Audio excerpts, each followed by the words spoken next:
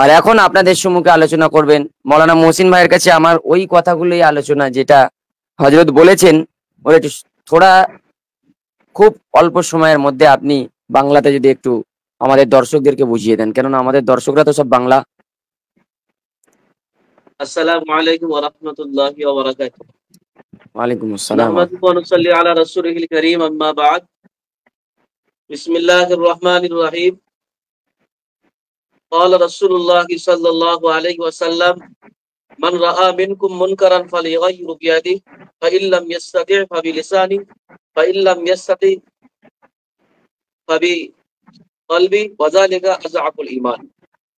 আও কামা ক্বালা আলাইহিস সালাতু ওয়াত তাসলিম। আমাদের সম্মানিত মেহমানে ইকরাম, উনি উত্তরপ্রদেশ থেকে যত সম্ভব এসেছেন, আমি শ্রদ্ধা জানাই। অনেক গুরুত্বপূর্ণ এবং মূল্যবান বক্তব্য রেখেছেন। আমাদের সাথে আবু জার ভাই আছেন, আমাদের সাথে আমার বন্ধু আশিক ভাইও আছেন।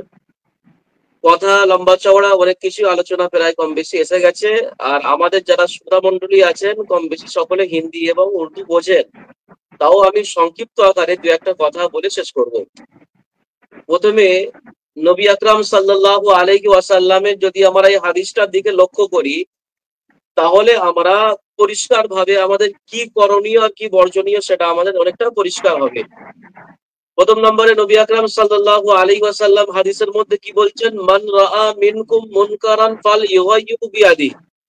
তোমরা যদি অন্যায় দেখো, অত্যাচার দেখো, শরীয়ত বিরোধী কাজ দেখো, কোরআন হাদিস বিরোধী কাজ দেখো, তোমাদের প্রথম করণীয় হচ্ছে, তোমাদের যদি ক্ষমতা থাকে তাহলে তোমরা সেটাকে নিজের হাত দ্বারা রক্ষা করবে, তার প্রতিবাদ হবে হাত দ্বারা। নবী আকরাম সাল্লাল্লাহু আলাইহি ওয়াসাল্লাম দ্বিতীয় নম্বরে বললেন, ফাইল্লাম ইয়াস্তাতি ফাবিলিসানিহি। যদি তোমাদের আন্দোলন প্রতিবাদ করাটা হাত দ্বারা হওয়াটা সম্ভব না হয়, ক্ষমতা না থাকে, তাহলে তোমরা মুখ দ্বারা উচ্চারণ করে জুবান দ্বারা তার প্রতিবাদ প্রতিরোধ করবে। নবী আকরাম সাল্লাল্লাহু আলাইহি ওয়াসাল্লাম বললেন। তৃতীয় নম্বরে আল্লাহর হাবিব সাল্লাল্লাহু আলাইহি ওয়াসাল্লাম যেটা বলেছেন, ফাইল্লাম ইয়াস্তাতি ফাবিকলবিহি ওয়া যালিকা আযআফুল ঈমান।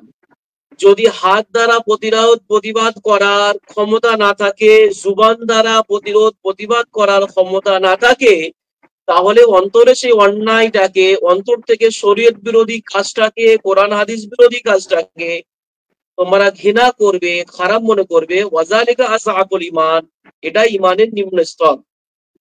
তো আজকের যে বিলটা আমাদের সামনে, বিজেপি সরকার পরিষ্কার ভাবে আলোচনা হওয়া দরকার। তারা যখন পরিষ্কার ভাবে আলোচনা করছে, আমরা পরিষ্কার ভাবে খোলাখুলি আলোচনা করব না কেন? আমাদের বিজেপি সরকার যে বিলটাকে নিয়ে এসছে পার্লামেন্টে, যেটাকে পাস করার অপচেষ্টা করছে, অবৈধ বিলটাকে, সেটা মুসলমানদের রাইটের উপরে আঘাত করছে তারা। এবং মুসলমানদের রাইটের উপরে আঘাত করার কারণে সংবিধানের উপরে আঘাত করা হচ্ছে। তারা সবকি বাত সবকি বিকাশের যে কথাটা বলছে, কিন্তু এক্ষেত্রে মুসলমানদের ক্ষেত্রে এ কথা তারা বলে না। যেমন ভাবে আমাদের সম্মানিত মেহমান একটা কথা বলছিলেন, হিন্দুদের যে কমিটি আছে, ইসাইদের যে কমিটি আছে, খ্রিস্টানদের যে কমিটি আছে, বা বিধর্মী যারা আছে এই ইসলাম ধর্মের বাইরে, তাদের যে কমিটি আছে, তারা তাদের মতো করে চালাচ্ছে বা চলছে। এটা তাদের যেমন রাইট আছে, আমাদের কোনো অবজেকশন নাই, তেমন ভাবে এই ভারতবর্ষের মুসলমানদের তো থাকার অধিকার আছে। এই ভারতবর্ষ স্বাধীন হবার সময় মুসলমানদের বলিদান লেগেছে, রক্ত লেগেছে।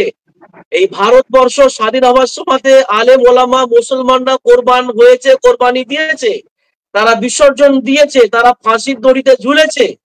এ কথা অস্বীকার করার মতো উপায় কারো নাই। তাহলে আজকে যত বিল, আজকে যত নিয়ম কানুন মুসলমানদের উপরে হবে কেন? আমরা কিছু পূর্বে দেখলাম যে ট্রিপল তালাক, যেটা মুসলমানদের রাইট ছিল, যেটা কোরআনের হুকুম, তার উপরে তারা হস্তক্ষেপ করেছে, সেটা মুসলমানরা দেখেছে। কিছুদিন পূর্বে আমরা বাবরি মসজিদ, মুসলমানদের মসজিদকে তারা অপচেষ্টা করে, তারা আইন লঙ্ঘন করে পুরো দেশ, পুরো জাতি দেখেছে, তারা সেটাকে মন্দির করেছে। মুসলমানরা কোর্টের দিকে তাকিয়ে, সুপ্রিম কোর্টের দিকে তাকিয়ে চুপ করে সেটাকে সহ্য করেছে, অন্তর কেটেছে, চোখ দিয়ে অশ্রু জড়িয়েছে, কিন্তু তারা মারামারি কাটাকাটি করেনি।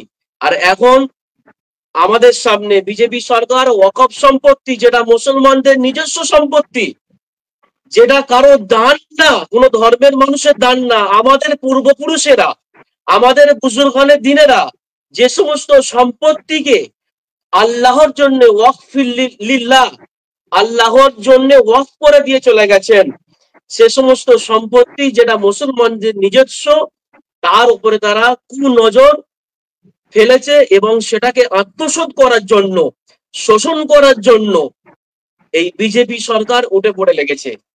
আজকে তারা একটা কথা বলেছে, যেটা আমাদের সম্মানিত মেহমান আলোচনা করেছেন, সেটা হলো 5 বছর বয়স লাগবে একটা মুসলমানের, তারপরে সে ওয়াকফ করতে পারবে। এ কথাটা কোথা থেকে তারা পেলো?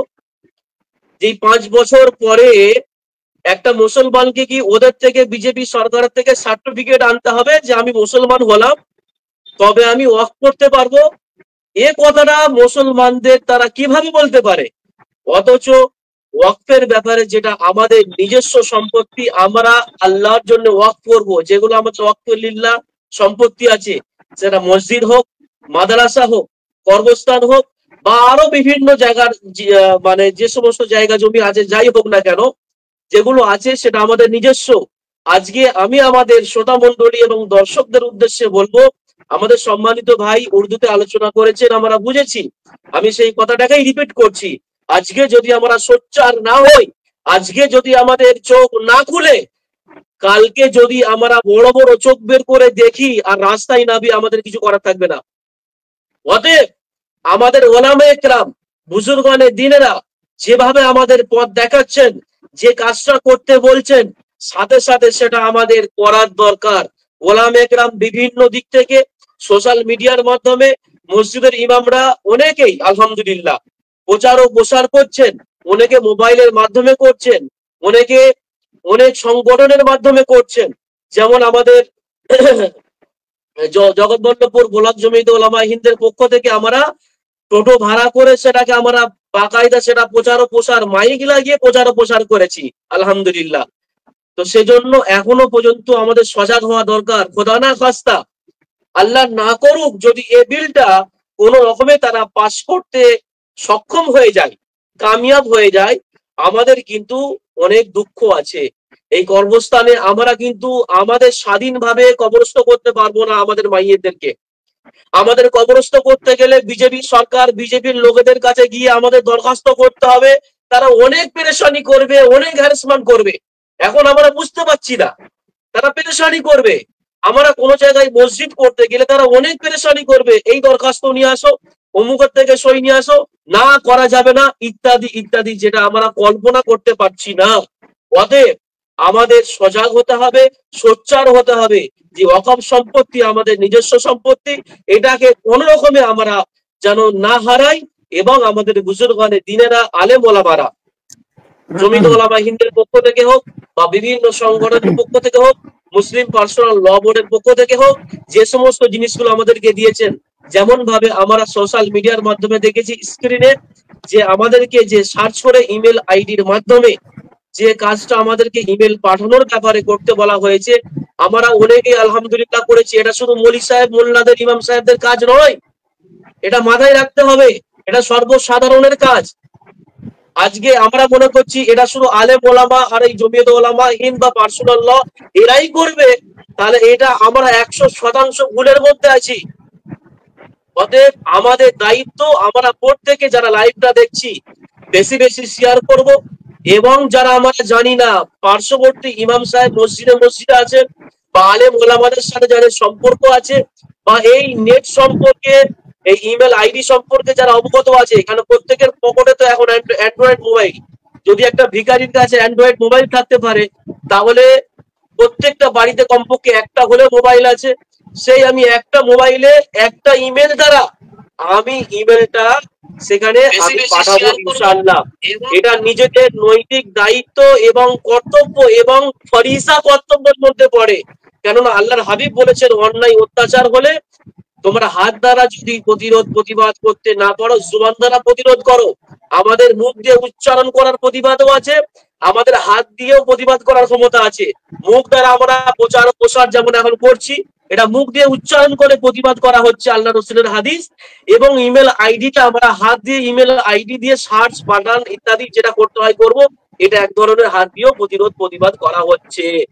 অতএব আমরা মুসলমান ভাই যারা আছি, এই অকপ সম্পত্তি সম্পর্কে আমরা কম বেশি আলোচনা শুনেছি। আমরা আর টাইম বিলম্ব করব না। যারা এখনো পর্যন্ত সজাগ হয়নি, সজাগ হয়ে যায় এবং বেশি বেশি করে আমরা ইমেল আইডি পাঠাবো। এবং আগামীতে আমাদের ইমাম সাহেবদেরকে উদ্দেশ্য করে বলবো, আমরা জুম্মার বায়ানে যেন আমরা সাধারণ মানুষকে বিশেষ করে সচেতন করি।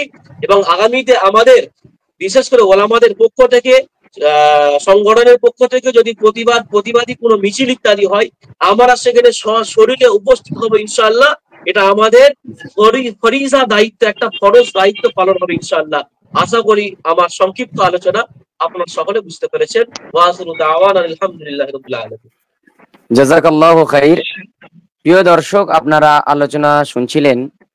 हमारे साथ जुड़े थे, आप लोगों के सामने बात कर रहे थे हजरत मौलाना मुजम्मिल हक हफीज़हुल्लाह, किले वाले मस्जिद, अकबरी गेट, लखनऊ, दिल्ली लखनऊ से, और हाफिज अबू जर सल्लमहुल्लाह हैदराबाद से, और मौलाना मोहसिन मजाहिरी हावड़ा जिले से, और हमारे भाई सोहेल मास्टर सोहेल नोहाजारी से।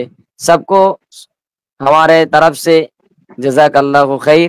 सबको हमारे तरफ से दिल भर के सबको love you, I love you. আর আজকের যে আলোচনাটা হয়েছে, সবার কাছে অনুরোধ করব এই আলোচনাটা আপনারা প্রচুর পরিমাণে শেয়ার করে দিন। আর দ্বিতীয় কোনো কথা বলার নেই। আগামী লাইভে আপনাদের সঙ্গে ইনশাআল্লাহুল আজিজ আমাদের মোলাকাত হবে, আমাদের দেখা হবে ইনশাআল্লাহ। প্রিয় দর্শক সকলে, আজকে সময় আছে 13 তারিখ পর্যন্ত, সবাই আমরা ইমেল করব ইনশাআল্লাহ। জি, আসসালামু আলাইকুম রহমতুল্লাহ। वालेकुम अस्सलाम व रहमतुल्लाहि व बरकातहू। जाने के बाद खुद ठीक है इंशाल्लाह। अस्सलाम वालेकुम।